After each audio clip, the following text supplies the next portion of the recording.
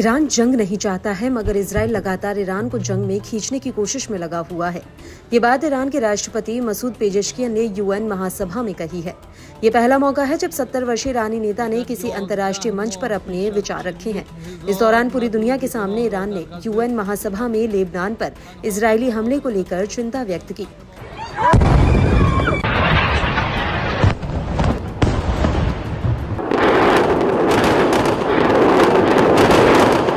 राष्ट्रपति Masoud Pezeshkian ने कड़ा रुख अख्तियार कर इजरायल को घेरने की पूरी कोशिश की। पेजेश्कियन ने कहा कि लेबनान द्वारा अकेले इजरायल के आतंकवाद का जवाब नहीं दिया जा सकता। इजरायल को रोकना जरूरी है, वरना पूरा मिडिल ईस्ट और फिर दुनिया जंग की चपेट में आ जाएगी। ईरानी राष्ट्रपति ने साफ किया कि तेहरान लेबनान में इजरायल के हमलों का अभी जवाब नहीं देगा। इससे इलाके में तनाव बढ़ सकता है। مردم جهان در یک سال گذشته ماهیت رژیم اسرائیل را دیدند.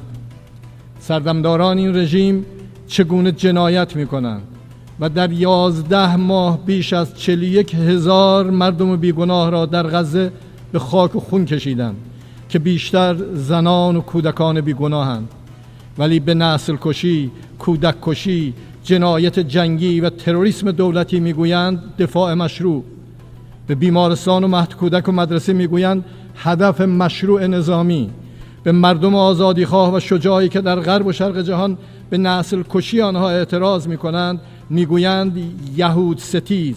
به مردم مظلومی که پس از 7 دهه اشغال و تحقیر علیه آنها به پا خواستند میگویند تروریست. ولی این اسرائیل است که دانشمندان، دیپلمات‌ها و مهمانانمان را در سرزمینمان ترور میکنه و از داعش و گروه‌های تروریستی پنهان و آشکار حمایت میکند.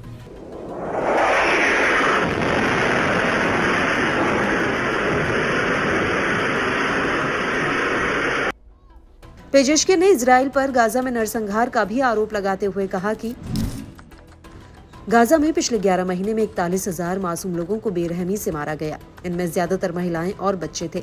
पिछले 1 साल में दुनिया के सामने इजरायल की असलियत उजागर हो गई है। इजरायल हार चुका है। वह ISIS जैसे आतंकी ग्रुप्स को समर्थन दे रहा है।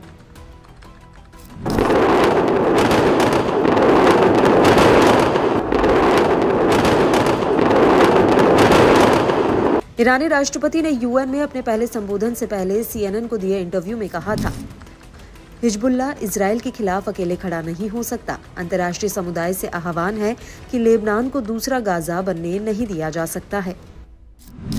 इस बीच पेजेश्कियन के महासभा में संबोधन से ठीक पहले एक अमेरिकी मीडिया रिपोर्ट में कहा गया कि हिजबुल्लाह ने ईरान से इजरायल पर हमला करने को कहा था।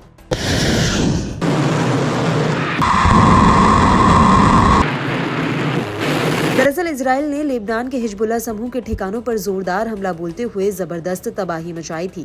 ऐसी आशंका है कि इजरायल के भीषण हमले से हिजबुल्लाह पर बड़ा दबाव बना था। रिपोर्ट्स की माने तो तेहरान ने हिजबुल्लाह के अनुरोध को खारिज कर दिया था। 2 इजरायली अधिकारियों ने कहा कि ईरान ने हिजबुल्लाह से कहा कि ये सही समय नहीं है, क्योंकि पेजेश्कियन यूएन में संबोधन के लिए न्यूयॉर्क में है। दावा तो ये भी है कि हिजबुल्लाह ने 2 महीने पहले तेहरान में हमास नेता इस्माइल हानिये की हत्या के जवाब में ईरान से हमला करने को कहा था।